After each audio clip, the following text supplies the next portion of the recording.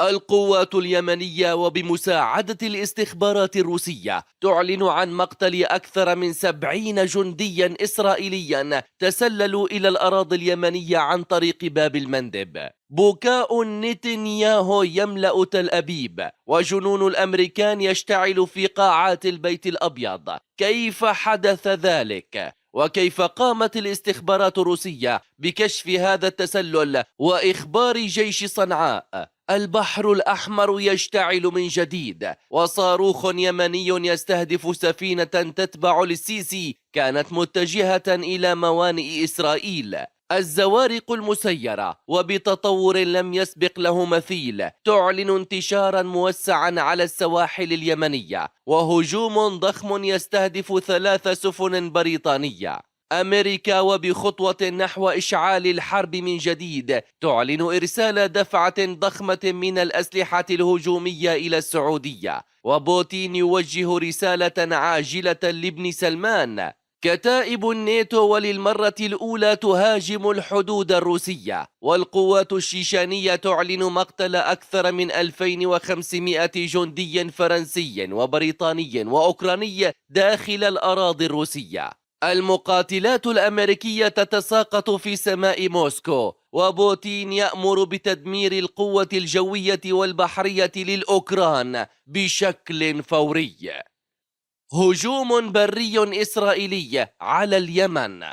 صرح العقيد الأمريكي دوغلاس ماغريغور في لقاء صحفي قال فيه: قام قرابة 70 جنديا إسرائيليا ومنهم العشرات من الكوماندوز البريطاني والأمريكي بعملية عسكرية برية للسيطرة على سفينة جالاكسي التي سيطرت عليها القوات اليمنية في بداية الحرب، ومحاولة نقلها إلى الموانئ الإسرائيلية. وبحسب ما قال العقيد الأمريكي ماغريغور، قتل 70 جنديا تسللوا إلى اليمن في محاولتهم إجبار القوات اليمنية على فتح باب المندب، لكنهم تعرضوا لكمين من قبل جيش صنعاء ولم ينجو منهم أحد. وأضاف: القوات اليمنية تمتلك رجالا أشداء في ساحة المعركة لا يمكن مواجهتهم. وفي تفصيله للحادثة قال بأن الجيش الروسي وعن طريق الأقمار الصناعية قام بكشف عملية التسلل الإسرائيلية، وقامت الاستخبارات الروسية بإرسال الإحداثي للجيش الإيراني، والذي قام بدوره على الفور بإخبار القوات اليمنية، والتي قامت بعمل كمين فوري للكتيبة الإسرائيلية التي لم ينجو منها أحد.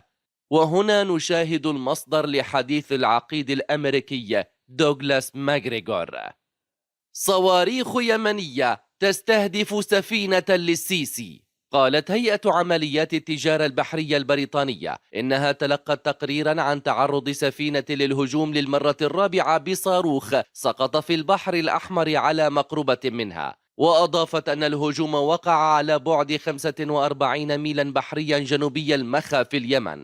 وبحسب الهيئة فإن السفينة تتبع لرجال أعمال يتبعون للحكومة المصرية. وفي وقت سابق قالت هيئة عمليات التجارة البحرية البريطانية إنها تلقت تقريرا عن هجوم ثالث بزورق مسير غير مأهول على سفينة على بعد 45 ميلا بحريا جنوبي المخا. وكانت جهات أعلنت أن القوات اليمنية نفذوا 3 هجمات مشتبه بها استهدفت سفينة في مضيق باب المندب الاستراتيجي الذي يربط خليج عدن بالبحر الأحمر، بما في ذلك هجوم شهد قيام حراس أمن خاصين بإطلاق النار وتدمير قارب مسير محمل بالقنابل. وقال المركز إن سفينتين أصغر حجما على متنهما رجال يرتدون معاطف بيضاء وصفراء أطلقوا الصاروخ.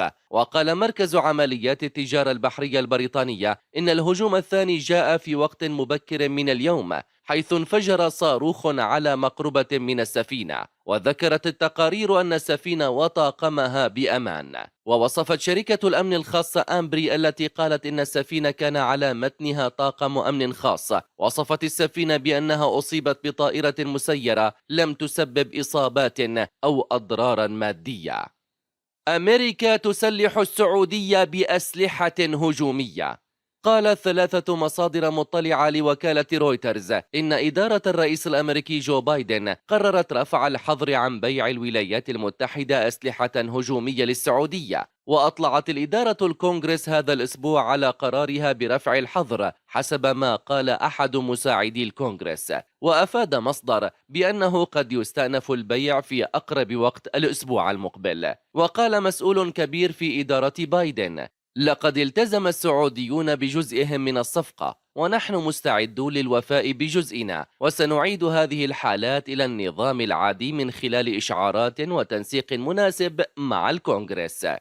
كتائب الناتو تهاجم روسيا. أكد قائد قوات أخمات ونائب رئيس الإدارة العسكرية السياسية العامة للقوات المسلحة الروسية أبتي علاء الدينوف أن عملية القوات المسلحة الأوكرانية في مقاطعة كورسك تشرف عليها القيادة الغربية. وقال علاء الدينوف في تسجيل فيديو: الآن نسجل من جميع المحاور أن هناك الكثير من الفرنسيين والكثير من البولنديين، أي الكثير من الأجانب.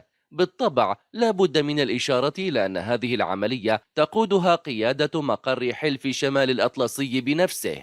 هذا شيء لا لبس فيه، لأن الأوكرانيين أنفسهم من غير المرجح أن يتمكنوا من صياغة هذا المخطط. وأكد علاء الدينوف أنه تم خلال يومين تدمير كمية كبيرة من معدات القوات الأوكرانية في مقاطعة كورسك. مقتل أكثر من 1500 جندي. أعلنت وزارة الدفاع الروسية أنه على مدار الأسبوع بلغت خسائر القوات الأوكرانية في مناطق مسؤولية وحدات مجموعة قوات سيفير بلغت نحو 1650 عسكريا، بما في ذلك ما يصل إلى 945 عسكريا على محور كورسك. وجاء في بيان وزارة الدفاع الروسية: وحدات من قوات مجموعة سيفير تواصل صد محاولات القوات المسلحة الأوكرانية التوغل إلى أراضي روسيا على محور كورسك، حيث تعمل ضربات طيران الجيش ونيران المدفعية على إحباط الضربات التي تقوم بها وحدات العدو في عمق الأراضي الروسية. وبلغت خسائر القوات الأوكرانية نحو 945 عسكريا و102 مركبة مدرعة، بما في ذلك 12 دبابة و17 ناقلة جند مدرعة و6 مركبات قتالية للمشاة و67 مركبة قتالية مدرعة، بالإضافة إلى 12 مركبة ومنصتين لإطلاق النار ذاتية الدفع من نظام الصواريخ المضادة للطائرات بوك M1 و3 مدافع ميدانية. مفرمة المقاتلات الأوكرانية. أعلنت وزارة الدفاع الروسية أن الطيران والقوات الصاروخية والمدفعية وأطقم الطائرات من دون طيار ومعدات الدفاع الجوي الروسية أسقطت 5 مقاتلات أوكرانية خلال أسبوع ضمن نطاق العملية العسكرية الخاصة. وجاء في بيان وزارة الدفاع الروسية: دمر الطيران العملياتي التكتيكي والمركبات الجوية من دون طيار والقوات الصاروخية والمدفعية لمجموعات القوات المسلحة الروسية طائرتين مقاتلتين من طراز ميغ 29 تابعتين للقوات الجوية الأوكرانية من 3 إلى 9 من أغسطس آب. وتابع البيان أنه تم إسقاط 3 منصات لراجمات فامبير وقاذفتي صواريخ للدفاع الجوي من طراز S-125 و3 محطات رادار. 1000 جندي أوكراني بيد الروس. أفادت وزارة الدفاع الروسية بأن القوات المسلحة الأوكرانية خسرت نحو 945 عسكريا في المنطقة الحدودية لمقاطعة كورسك الروسية. وبحسب بيان وزارة الدفاع أحبطت وحدات من قوات مجموعة الشمال التابعة للقوات الروسية من خلال الضربات الجوية ونيران المدفعية محاولات توغل للقوات المسلحة الأوكرانية في عمق الأراضي الروسية باتجاه كورسك. واستهدفت القوات الروسية تجمعات القوى البشرية ومعدات القوات المسلحة الأوكرانية في مناطق دارينو وغوغوليفكا وميلفوي ونيكولسكي والضواحي الغربية لسوجا. وفي منطقة يوجني دمرت غارة جوية للجيش الروسي 5 ناقلات جند مدرعة من طراز سترايكر. وفي منطقة مارتينوفكا دمرت القوات الروسية رتل للقوات المسلحة الأوكرانية يتكون من دبابة و4 ناقلات جند مدرعة ومدرعة قتالية من طراز كوزاك. تدمير سلاح الجو والبحر الأوكراني. ذكرت وزارة الدفاع الروسية أن أنظمة الدفاع الجوي الروسية المناوبة دمرت 75 طائرة مسيرة و7 زوارق مسيرة تابعة للقوات المسلحة الأوكرانية في البحر الأسود. وقالت الدفاع الروسية خلال الليلة الماضية عندما حاول نظام كييف تنفيذ هجوم إرهابي باستخدام طائرات دون طيار على أهداف في الأراضي الروسية، اعترضت أنظمة الدفاع الجوي العاملة ودمرت 75 طائرة دون طيار.